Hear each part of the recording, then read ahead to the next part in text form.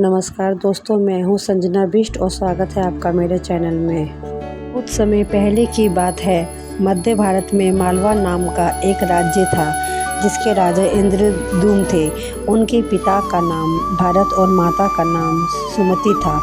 ऐसा माना जाता है राजा इंद्रद्युम्न भगवान विष्णु के परम भक्त थे, लेकिन उनकी यह इच्छा रहती थी कि एक बार सिर्फ भगवान विष्णु उन्हें दर्शन दे दे। एक समय की बात है, उनके दरबार में एक ज्ञानी ऋषि मुनि आए और कहने लगे, महाराज, आप तो विष्णु भगवान के परम भक्त हैं। क्या आपने कभी उड़ीसा में पूजे जाने वाले विष्णु के दिव्य रूप नील माधव के बारे में सुना है? राजा इंद्रद्युम्न ने कहा, महर्षि, मैं तो अज्ञानी हूँ, इस बारे में कुछ नहीं जानता। कृपया बताने का कष्ट करें। मेरे आराध्य देव के इस रूप को उड़ीसा में कहाँ पूजा जाता है? तब ऋषि मुनि ने बोला, महाराज, मैं तो खुद कुछ नहीं जानता। मुझे लगा शायद आप परम भक्त हो, आप जानते हो, पर आप भी कुछ नहीं जानते, पर मेरी खोज जारी रहेगी। तब राजा ने ऋषि मुनि को सम्मानपूर्वक विदा किया और अपने पुजारी के भाई विद्यापति को दरबार में बुलाया और यह आदेश दिया कि वह उड़ीसा में जाए और पता लगाए कि विष्णु भगवान के स्वरूप को कहाँ पूजा जाता है। इसके बाद पुजारी के भाई विद्यापति उड़ीसा के लिए निकल गए और जब वह उड़ीसा पहुँचे तो गुप्तचरों से पता चला कि सभी कबीले के लोग हैं जो नील माधव की पूजा करते हैं। यह सुनकर वह कबीले के मुखिया विश्वासु के पास पहुँचे और विनती करी कि उसे वहाँ ले जाया जाए, पर माधव की पूजा होती है। परंतु कबीले के मुखिया विद्यापति को वहाँ ले जाने से मना कर दिया। यह सोचकर विद्यापति सोच में पड़ गए और उसने मन में ठान ली कि वह किसी भी तरह विष्णु भगवान का माधव रूप दिव्य स्थान देखकर ही रहेंगे। कुछ समय तक वह कबीले में ही रहे और उन्हें ज्ञात हुआ कि विश्वासु ही नील माधव का उपासक है और उसने भगवान की मूर्ति को किसी गुफा में छिपा कर रखा है। लेकिन विश्वासु था जो अपनी बात से तस से मस नहीं हुआ। विश्वासु की एक बेटी भी थी जिसे विद्यापति को प्रेम हो गया और कुछ समय बाद उसने मुखिया की बेटी से विवाह कर लिया। शादी के कुछ समय बाद उसने अपनी पत्नी से कहा कि वह अपने पिता से कहे कि उन्हें नील माधव के दर्शन करा दीजिए। अपनी पत्नी धर्म निभाते हुए उसने अपने पिता से कहा कि उन्हें एक बार नील माधव के दर्शन करवा दीजिए। अपनी बेटी की विनती सुनकर विद्यापति को दर्शन करवाने के लिए वह तैयार हो गए, लेकिन उन्होंने एक शर्त रखी कि विद्यापति को जब उस गुफा में लेके जाया जाएगा तब उनकी आंखों में पट्टी होगी। उसके अनुसार जब वह विद्यापति को उस गुफा में लेके गए तो उनकी आंखों में पट्टी बांधी हुई थी। पर विद्यापति बहुत ही चालाक थे।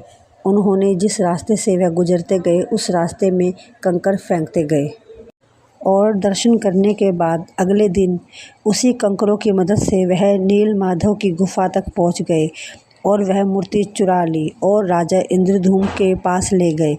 जब यह बात विश्वासु को मालूम हुई कि उसकी मूर्ति चोरी हो गई है तो वह बहुत ही दुखी हुआ और उसके दुख से भगवान भी दुखी हो गए और नील माधव वापस अपनी गुफा में आ गए और उनकी मूर्ति वहीं पे स्थापित हो गई।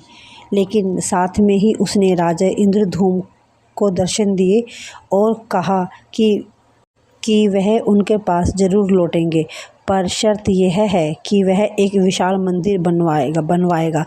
उसके बाद राजा ने विशाल मंदिर बनवाया और भगवान से विनती की कि वह उस मंदिर में विराजमान हो। तब भगवान विष्णु ने नील माधव के रूप में उन्हें दर्शन दिए और कहा, तुम समुद्र में तैर रहे पेड़ का बड़ा टुकड़ा ढूंढ कर लाओ जो पुरी के समुद्र में तैर रहा हो। राजा के सेवकों ने उस पेड़ के टुकड़े को तो ढूंढ लिया, लेकिन वह सब मिलकर भी उस लकड़ी के टुकड़े को नहीं उठा सके। तब राजा को समझ आ गया, किले के मुखिया विश्वावसु की सहायता लेनी पड़ेगी। तब सब उस वक्त हैरान रह गए जब विश्वावसु ने अकेले ही उस लकड़ी को उठाकर मंदिर तक पहुंचाया।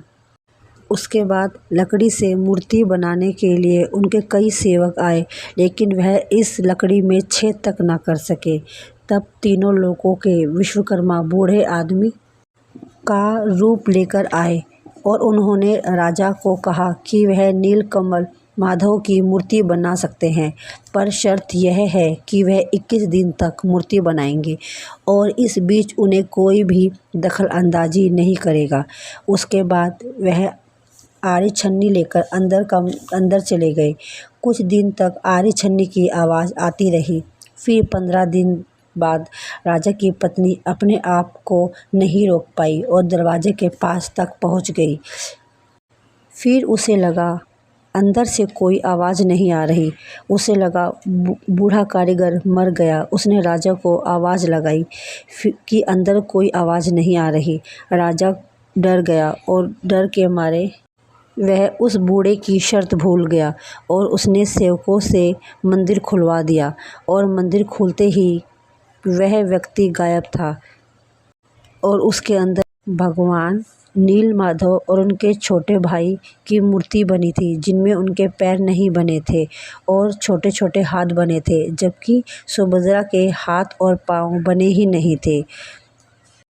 उस समय जो भी हुआ भगवान की इच्छा मानकर इन्हीं अधूरी मूर्तियों को राजा ने वहीं स्थापित करने का फैसला किया और तब से तीनों भाई बहन अधूरी मूर्तियों के साथ वहां विराजमान है और कहा जाता है आज भी उनमें नीलकमल के दिल की धड़कन सुनाई देती है, जो वहां के पुजारियों को महसूस होती है।